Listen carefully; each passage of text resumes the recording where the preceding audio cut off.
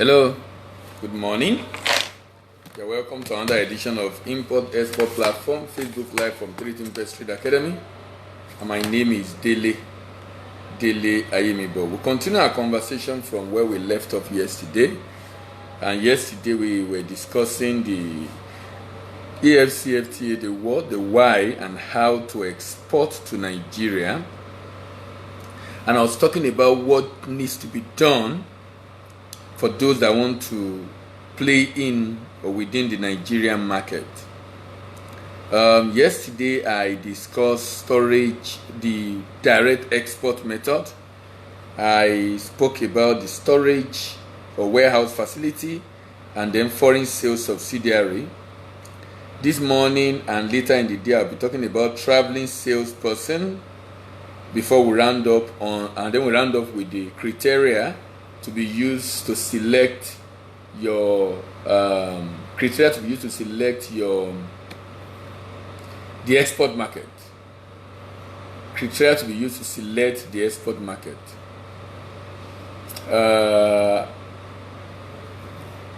Criteria to be used to select your distributor in the export market. Sorry, not the export market. All right. So today I'll be talking about traveling salesperson. A traveling export salesperson is the one who resides in one country, often the home country of the employer, and travels abroad to perform sales duties. In contrast, a resident salesperson is sent out of the home country to live and work in the foreign market. In essence, resident salesperson is a foreign sales branch of the company, and traveling salesperson just travel abroad to perform sales duty. So you are trying to enter into Nigerian market, you can have a traveling salesperson who basically come into Nigeria to perform sales duty. You can have a traveling salesperson who basically come into Nigeria to perform sales duty. This traveling salesperson coming to Nigeria to perform sales duty is acting on behalf of the exporter, which can be in different parts of Nigeria.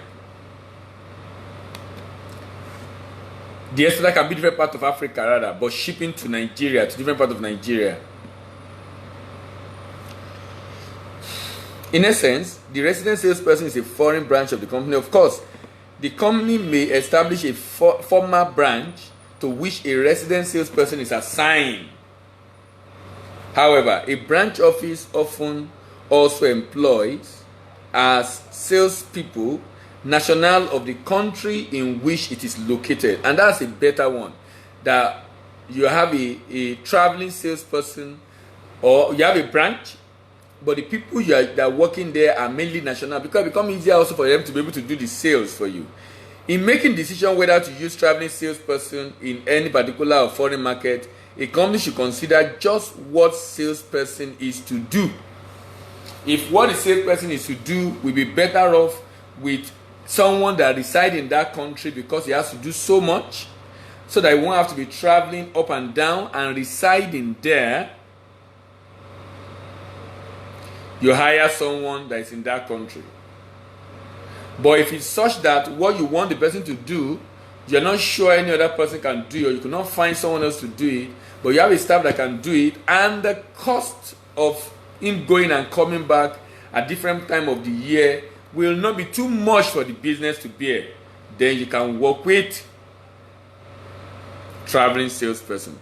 There are 3 basic functions that a sales personnel operating in the foreign market must perform, although the relative importance of each will vary depending upon such things as the nature of the product to be sold and the nature of the market. So 3 things that anyone in the export market must do. If I have a traveling salesperson in Nigeria, what should the traveling salesperson must do? If you are trying to export to Nigeria, you are trying to come into Nigerian market, and you hire a traveling salesperson, what should that traveling salesperson do? There are 3 most important things that a traveling salesperson must do, among other things. Number 1, Number one, he must do the actual work of selling, creating awareness and getting the people to be able to buy, and getting the people to be able to place the order. Number one. Number two,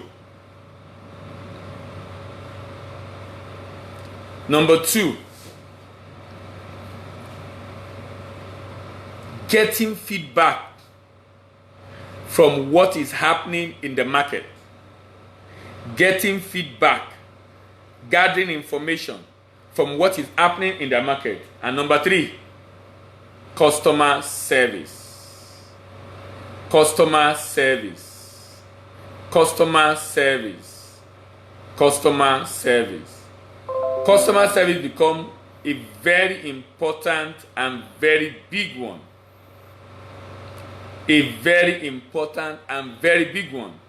If you do not have a customer service activity in the export market, you might not be able to sustain your business in the export market. Because people will complain and they need someone to talk to who will be able to address their issues.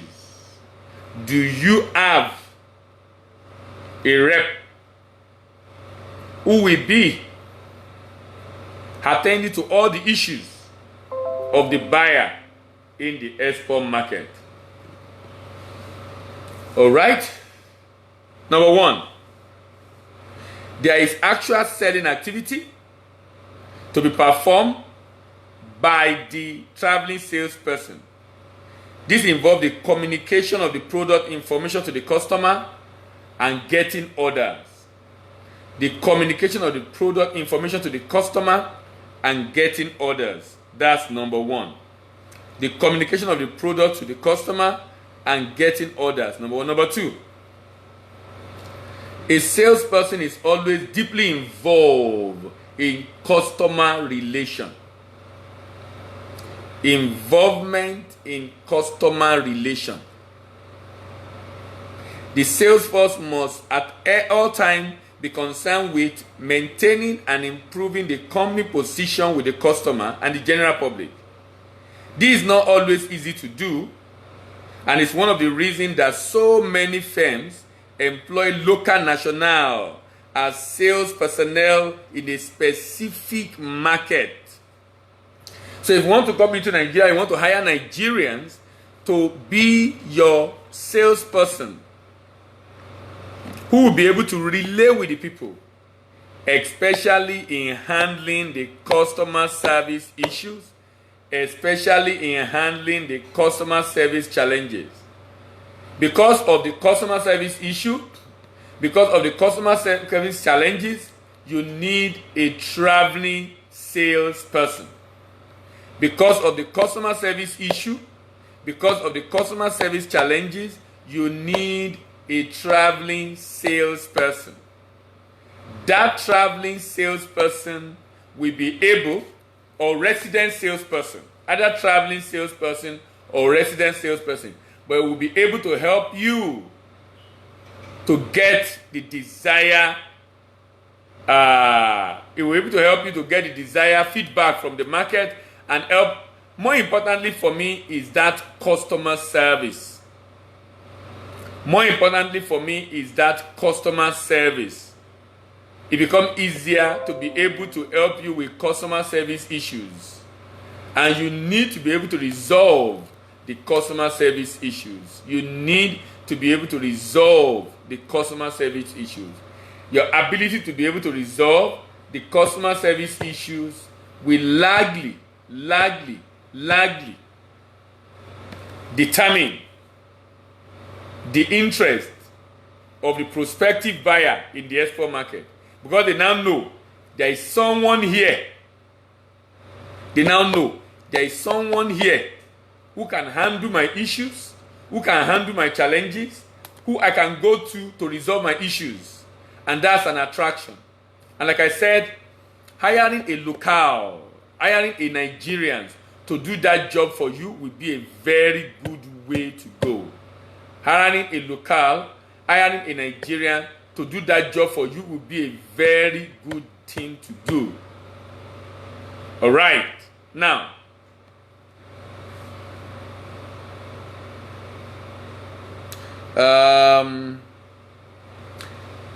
this is not always easy to do, and it's one of the reasons why so many firms employ local national to do it. The third function, the salesperson perform on the field, is often neglected by many exporters, and is that of information gathering and communicator.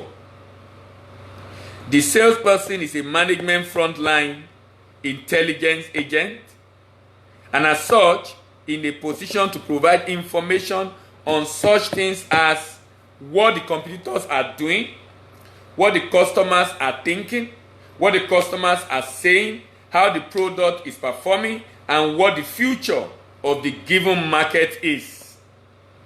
If you have a great vision for the future of that business, you will not neglect a salesperson. This salesperson can be localized. This salesperson can be from your end. But the salesperson will carry out the actual job of sales. The salesperson will carry out the actual job of sales. But more importantly,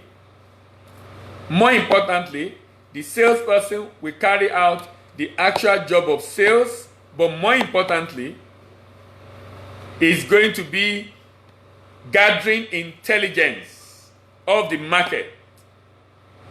You know, anybody that wants to ship product abroad, either to Nigeria in the case I'm discussing or in any other part of the world, and you don't have a feedback mechanism of what is happening in the market, you just ship and you are waiting for them to only place order, and you don't even know what people are saying about your product in the market. You don't even know what your competitors are doing. You don't even know the strategy they are deploying. You don't even know what the future holds. You don't even know how the taste of the buyer in the export market are changing. I doubt the survivor of that product in that export market. I doubt the survivor of such a product in that export market. And do you know what? That's the way many people do their business. No wonder many businesses does not stand. You know, I was discussing with someone yesterday, and I was just talking about some people that were in the business of minerals some years back. They were in the business of minerals some years back. And I was telling this guy that, look, do you notice that these guys were in this business for a while, and for some time now they've not been there? And I was telling him that I noticed a trait in those people, in those days when they're in that business. I noticed that they're only interested in selling and buying for profit. They are not interested in the growth and future of the business. Hence, why many of them, some of them have not even invested any tangible thing in the business since they started. And then you'll be wondering sometimes, how on earth will we be doing a business? You are making a lot of money from this business. You are having challenges in that business, and you are not investing in the business. Let me come back to Nigeria. If Nigeria is going to enjoy all the benefit that it stands to gain in the AFCFTA, if Nigeria is not going to, if AFCFTA for Nigeria is not going to go the way of ETLS, I'm saying now that we must have a presence in the destination market. And that if we fail in this responsibility, if we fail in this regard, sincerely, we are not going to find it funny at all. We are not going to find it funny at all. It's so unfortunate the way we prepare for export market, the way we do some things. By now, I expect us to begin to meet with stakeholders and identify the countries that we want to go in African market. And based on those countries, identify the products that have potential for us in those markets. And based on that, begin to have meetings with the relevant OPS, locally organized private sector, locally, and begin to discuss with them, and begin to arrange also of how to be able to set up a presence in that place. And I'm saying categorically, if we do not do this and strategically position ourselves in the export market, AFCFTA for Nigeria will inevitably go the way of the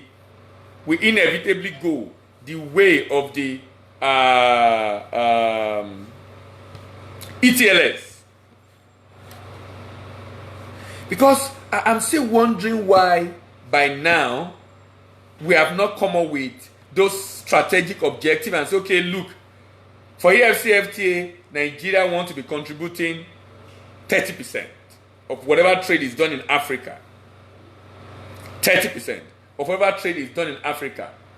And on the strength of that, we will come up with, since we are doing 30% of the trade is done in Africa, then we are asking ourselves, of this trade that is done in Africa, how much are we currently doing among all the African exporters? Among all the African exporters, how much is Nigeria currently doing? How much is Nigeria currently doing? And how much do we want to do? Number two. Number three, which product will help Nigeria to achieve this objective? Which product will help Nigeria to achieve this objective? These are very crucial and critical questions we need to answer. Very crucial and critical questions. So what I can see here now is Nigeria is contributing 10% to the total export of Africa. 10%. 10% to the total export of Africa. So I'm asking myself,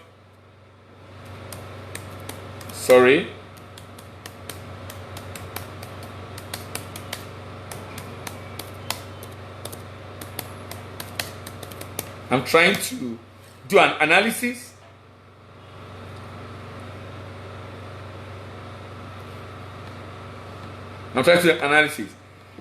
Currently, in terms of total export done from Africa, Nigeria is contributing just about 10%. But I'm trying to look at total exports done from Africa. How much is Nigeria contributing within the African continent? I've not been able to find that.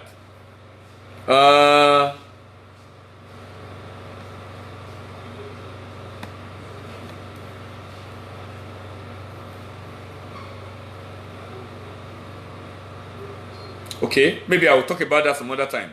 I'm basically saying that what is Nigeria doing right now in terms of export and where do we want to go?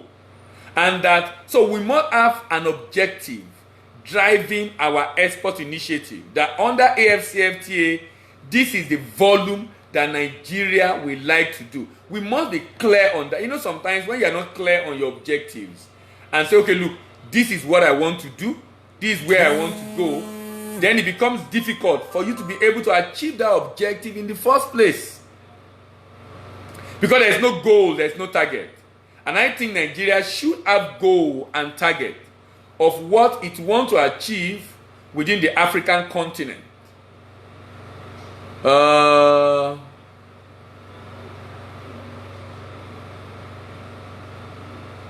Okay, I think I've been able to get it.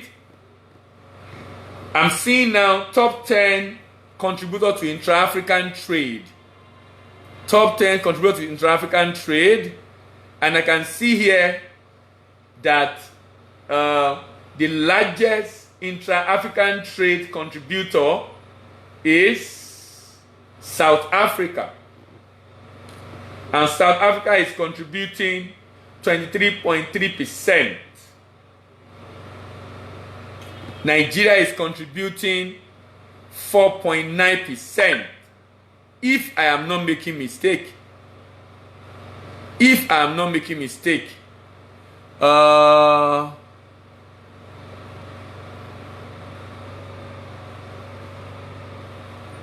37%. Nigeria, South Africa, Namibia, Zambia, contributing 37%. 37%.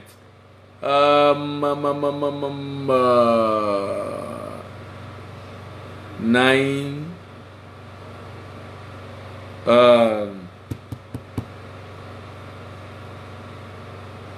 I will need to reconfirm this figure. I'm basically saying that where does Nigeria stand right now and where do we want to go? Let's just set a goal and say, okay, Nigeria wants to contribute so amount in terms of contribution to intra-African trade. We set that target and then ask ourselves, which sector of the economy are we looking at? Which sector are we looking at? Based on the sector we are looking at, then we can work with the stakeholder in those sectors, see how to support the stakeholder in those sectors, and be able to get this thing out as trading starts in the new year. So in the evening, I will round off export market entry, and I will be discussing characteristics that you should look out for when you are hiring an agent or distributor in the export destination. Thank you very much for listening. Have a great way of work, and bye for now.